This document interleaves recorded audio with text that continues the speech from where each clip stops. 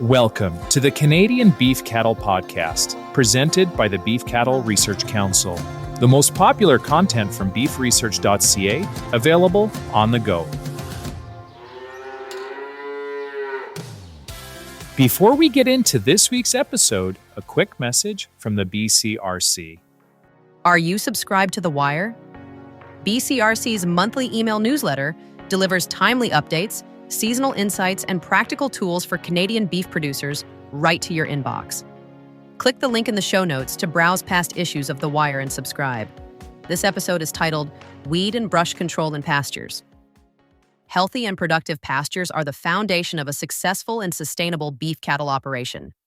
When weeds and brush spread into hay fields, rangelands, and pastures, desirable forage species are replaced, reducing productivity and profitability. Pastures can be impacted by annual, biennial, and perennial weeds, and each region across Canada will have different weeds that are problematic. Weeds can be introduced through many ways, including purchasing feed, such as baled hay, green feed, or straw that contains weed seeds; seed distribution by wind, for example, kochia or baby's breath; flooding that carries seeds onto a pasture, for example, red bartsia; in contaminated soil or gravel; and animals returning from weed-infested pastures that bring back weed seeds in their manure. While some weeds reduce pasture yield, others are poisonous and present a health risk to livestock. Providing cattle access to healthy, vigorous pastures reduces risk of poisoning, as cattle will usually avoid poisonous plants if adequate forage is available. Examples of toxic plants found in Canada include lupines, death commas, red maple or oak, larkspur, locoweed, henbane, water hemlock, and poison hemlock. Weed management, which includes cultural, mechanical, chemical, and biological methods, must be applied and evaluated over an extended period of time to be successful. A good weed management plan starts with cultural methods and integrates 2 or more additional control measures into a complete management system. The system must be applied and evaluated over an extended period of time to be successful. Classical biological control uses natural enemies of weeds, such as insects or disease organisms.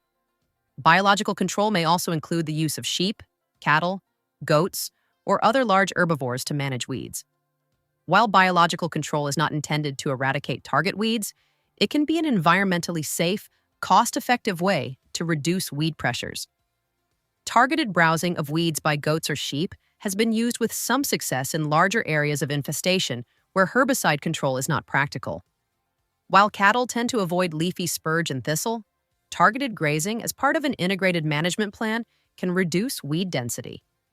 Goats and sheep will also graze undesirable plants such as thistle, absinthe, buckbrush, and aspen suckers. Fencing, herding, and predator control are required to keep goats and sheep grazing targeted areas and safe from predators such as coyotes. Bushes, forbs, and shrubs provide habitat for wildlife and can make up over 20% of livestock's diet on rangelands, as cattle graze the desirable forbs and forage plants. Undesirable or invasive brush can impact wildlife habitat when encroachment alters native ecosystems. Proper identification is important to ensure that desirable plants are not targeted for weed and brush control. In many areas of Canada, brush encroachment by trees such as trembling aspen, willow, and shrubs such as buffalo berry, hazelnut, and snowberry reduces forage yields and availability to cattle. When determining methods to control or reduce brush, consider the cost of control relative to the increased forage production gained. Since production improvements will vary greatly from one operation to another, a helpful tip is to create a budget to estimate costs of brush removal versus the anticipated gains of increased forage yield and grazing days. To learn more about weed and brush control on pastures, visit the webpage linked in the show notes. Thank you for listening to this week's episode. You can find all relevant links and information at beefresearch.ca or in the show notes. The Beef Cattle Research Council is funded by the Canadian Beef Cattle Checkoff and strives for excellence in the production of Canadian beef, cattle, and forage through research, innovation, and extension.